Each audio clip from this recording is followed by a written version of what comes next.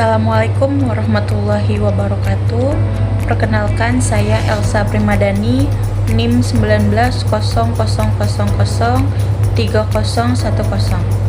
Program Studi Pendidikan, Bahasa dan Sastra Indonesia, Fakultas Keguruan dan Ilmu Pendidikan. Pada kesempatan kali ini, saya akan menyampaikan hasil resum tentang kisah inspiratif Muhammad Najih, seorang nelayan kecil yang berhasil menjadi pengusaha sukses. Indonesia adalah kepulauan terbesar di dunia, membentang dari Sabang sampai Merauke. Kekayaan laut kita sangat luar biasa. Ikan, terumbu karang, dan biota laut yang melimpah.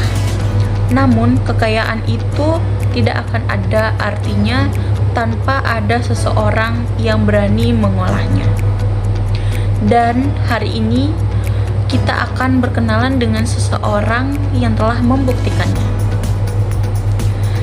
Di sebuah desa kecil di Gresik, lahirlah Muhammad Najih sebagai anak sulung dari 8 bersaudara. Sejak kecil, ia sudah akrab dengan dunia perdagangan. Setiap pulang sekolah, ia membantu ayahnya berdagang ikan di tepi Sungai Bengawan Solo. Namun, segalanya berubah ketika sebuah jembatan dibangun pada tahun 1974.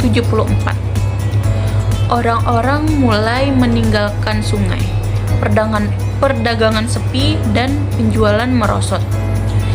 Ayahnya pun bangkrut hingga terpaksa menjual sawah. Setiap pagi, Najih kecil membantu ibunya berjualan bubur. Meskipun berat melihat adik-adiknya hanya sarapan bubur setiap hari, ia belajar ikhlas menerima keadaan. Bagi Najih, pendidikan adalah hal yang utama.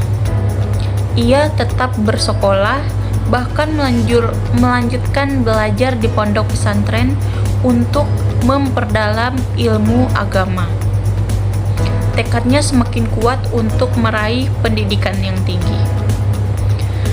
Di penghujung SMA, kabar mengejutkan datang. Ia diterima di IPB, Institut Pertanian Bogor, salah satu kampus terbaik di Indonesia. Meski sempat diejek oleh teman-temannya, Najih tetap bertekad. Sayangnya, orang tuanya tidak memiliki cukup uang. Tapi, demi mewujudkan mimpi anaknya, mereka rela menjual bagian belakang rumah, dan dengan uang itulah Najih berangkat ke Bogor.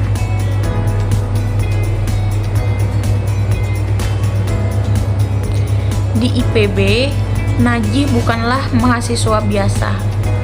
Ia selalu masuk 10 besar dari ratusan mahasiswa dan berhasil meraih beasiswa. Namun, perjuangannya tidak terhenti di situ. Untuk membantu keluarga, ia bekerja sebagai guru SMA, guru les privat, penjaga perpustakaan, sekaligus menjadi ketua asrama bagi mahasiswa. Ujian terberat datang ketika ayahnya meninggal dunia menjelang ujian semester. Ibunya sengaja menyembunyikan kabar tersebut agar Najih tetap fokus kuliah. Setelah ujian selesai, ia pulang. Ibunya meminta Najih tidak kembali ke Bogor, tetapi Najih memohon restu untuk menyelesaikan kuliahnya demi masa depan keluarga. Akhirnya, ibunya merestui Najih dan Najih lulus sebagai wisudawan terbaik. Kemudian setelah lulus, perjuangan Najih belum selesai. Ia harus menghidupi 7 adiknya. Ia menjadi dosen lalu bekerja di beberapa perusahaan besar, mulai dari perusahaan coklat hingga perusahaan udang untuk menambah penghasilan dan memperluas jaringan. Setelah menikah, ia dan istrinya berkeliling berjualan ikan teri. Najih memiliki mimpi besar. Ia mendatangi perkampungan nelayan, berbincang dengan mereka, dan membuka lapangan kerja yang baru. Bersama dua rekannya, ia membangun usaha dari nol. Hingga akhirnya, seorang pengusaha dari Jepang berminat untuk bermitra dan membeli seluruh tangkapan nelayan mereka. Usaha mereka pun semakin maju. Pada tahun 1994,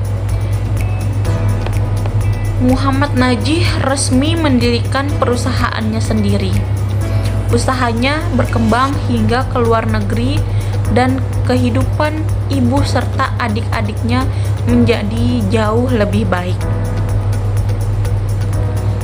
Namun, yang membuat Najih istimewa bukan hanya kesuksesannya, melainkan jiwa sosialnya yang tinggi.